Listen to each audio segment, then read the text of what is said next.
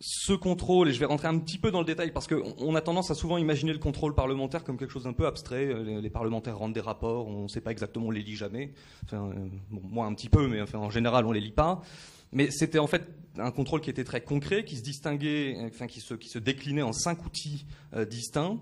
Le premier outil, c'était des saisines quotidiennes du ministère de l'Intérieur par la Commission des lois et par son président, qui concernaient les mesures administratives, générales ou individuelles, qui étaient prises la plupart du temps par les préfets, mais parfois également par le ministre de l'Intérieur. On pense aux assignations à résidence, aux perquisitions, il me semble, et aux interdictions de manifester, si je ne dis pas de bêtises. Ces saisines quotidiennes ont découlé, bon, d'abord d'une lecture attentive et d'un suivi attentif des différents médias qui faisaient remonter les éventuels abus, enfin les éventuels risques d'abus en tout cas. Ça a découlé également des courriers de parlementaires qui faisaient remonter à la commission des lois leurs éventuelles craintes. Ça a découlé également des communications du défenseur des droits, puisque Jacques Toubon avait désigné très tôt dans l'état d'urgence un interlocuteur privilégié pour l'Assemblée nationale, et ça a découlé enfin de courriers d'avocats ou d'associations. Alors un chiffre, entre le 27 novembre 2015 et le 20 juin 2016, c'est 68 courriers qui ont été envoyés au ministère de l'Intérieur par la commission des lois. Et quand les réponses paraissaient insuffisamment circonstanciées, il y avait des relances qui étaient effectuées systématiquement. Et tous ces éléments ont nourri une page Internet dédiée sur le site de l'Assemblée nationale, et page Internet accessible publiquement, ce qui permettait à tout citoyen intéressé d'avoir accès à toutes ces données.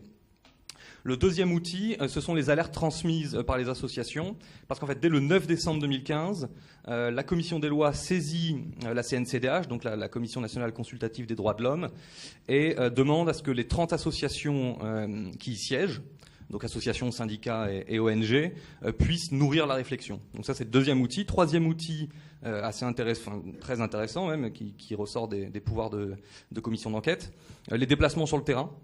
Le premier a eu lieu le 9 décembre en préfecture du Val-de-Marne, en présence de la procureure de Créteil et des différentes forces de sécurité intérieure.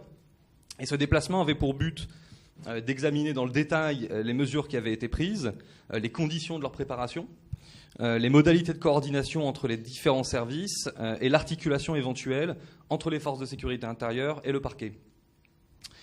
En tout, 13 préfectures ont été visitées. En plus de ces préfectures, a également été visitée la DLPAJ, donc la Direction des libertés publiques et des affaires juridiques du ministère de l'Intérieur, à laquelle j'avais le plaisir d'appartenir à l'époque, donc au moment de la déclaration de l'état d'urgence. L'UCLAT également, l'unité de coordination de la lutte antiterroriste, et les MOPT, qu'on a évoqué tout à l'heure. Quatrième outil, également un des plus intéressants, parce que découlant également des pouvoirs de commission d'enquête, la capacité d'audition. Audition à laquelle les personnes convoquées étaient dans l'obligation de déférer. Là encore, ça découle directement de l'ordonnance de 1958. Donc ont été auditionnés le vice-président du Conseil d'État, le président de la section de l'Intérieur, les responsables des différents services de renseignement, également la DACG, la Direction des affaires criminelles et des grâces du ministère de la Justice. Donc on voit que ça couvrait tout le spectre des ministères concernés par l'état d'urgence.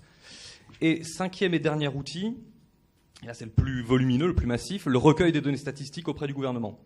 Alors deux types de données statistiques, les données de synthèse et les informations détaillées sur le contenu, enfin plutôt les informations détaillées sur chacune des mesures administratives qui avaient été prises.